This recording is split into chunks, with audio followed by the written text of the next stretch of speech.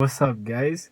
Yeah, this is the first content run that I've ever done. This is mainly because I feel like, I should just express how much I really like Attack on Titan. Since the last chapter is coming on the 9th of April, just gonna share about the things that I like about Attack on Titan. And the one character I like more than any other character in Attack on Titan is Erwin Smith. The reason why I really like Erwin Smith is even though in these apocalyptic situations that you always see in media is that, that one guy that's always the, oh, let's band together, let's do this, we're strong, wah, wah, wah, wah, wah, wah. Always the same spiel. But with Erwin Smith, when you understand the motivations of the character over time, you just see his leadership qualities. Just they're like, wow, this is amazing. My one gripe is like people are like, oh, Erwin Smith at the beginning was, ultra selfish. Like, yeah. Oh, the reality is all leaders are like ultra selfish in some sense. That's where I disagree with a lot of people. Most leaders are selfish. They're just good at making you care about what they care about, even though that's not what you care about. So yeah, and I, from season 1, from the jump, I always thought this guy was serious about humanity, saving it at least, because he morphed his goal into something that would be beneficial for everybody. Both of these leaders in the what you call end of the world situations usually are like, oh, I'm selfless, I'm not gonna do X, Y, X, Y, I'm not gonna pursue my dream of becoming a poet. Like some of these weird stuff. But Erwin Smith as a leader, he's like, okay, this is my goal. Find the truth. And if I find the truth, it's going to be beneficial for everybody. So my goal is, although it is selfish, it is very beneficial for everybody. So that's why I was one of those niggas who are like, oh my gosh, did you really have to sacrifice? Yes, nigga! He had to sacrifice a hell lot of people in season 1 just to capture Annie. I feel like that was perfectly justified. And as a leader, must do is put themselves on the line. And he has consistently from season 1, from the jump, you see, as in the survey core, this guy has been there. He's gone there.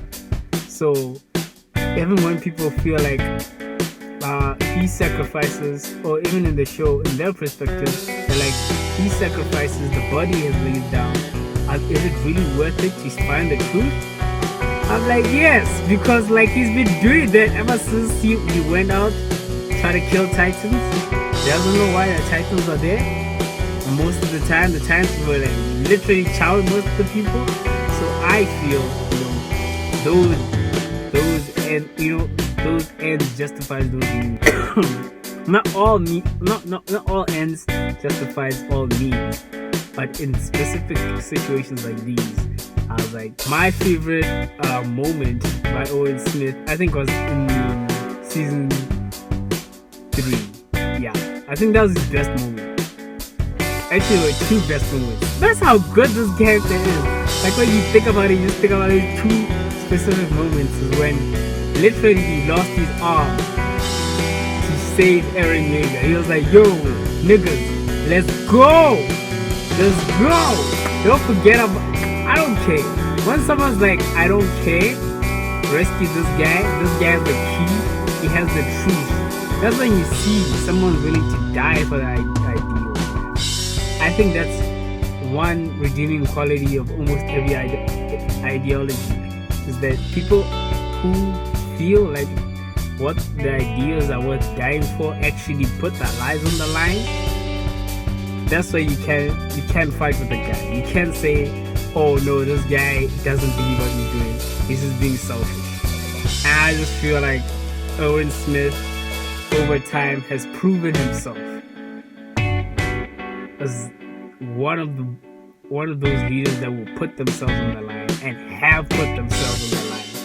Like in season 3, when it comes to that speech, oh my gosh, like that's the like I've only cried during a speech like that. Code Geass, yeah, that was the last time I actually cried during a speech. Code Geass, like what? That was the only time. So I felt the emotions of that speech, and you know, he actually, even when he had the opportunity of a second life, it's like, let me choose what's best for everyone. Even though, let me sacrifice my own selfish ideals, although it will maximize the most gain. At this point, I'm a dinosaur. I should let the next generation head in. That's one of the best qualities of a leader, when you recognize when you're no longer needed, man. Oh my god. Okay, that's pretty much why I love it. You know, why I love this character, my guy. You know, I thought of doing a video essay, but I decided, let me stick to what I'm good at, what I'm best at, and just speak to you guys eye to eye, face to face, camera to camera. And yeah, I'm just gonna finish this before we get out my frame with a speech. Precisely right. Everything that you thought had meaning, every hope, dream, or moment of happiness, none of it matters as you lie bleeding out on the battlefield. None of it changes what a speeding rock does to a body. We all die. But does that mean our lives are meaningless? Does that mean that there was no point in our being born? Would you say that of our slain comrades? What about their lives? Were they meaningless? They were not! Their memory serves as an example to us all! The courageous fallen, the anguished fallen. Their lives have meaning because we, the living, refuse to forget them!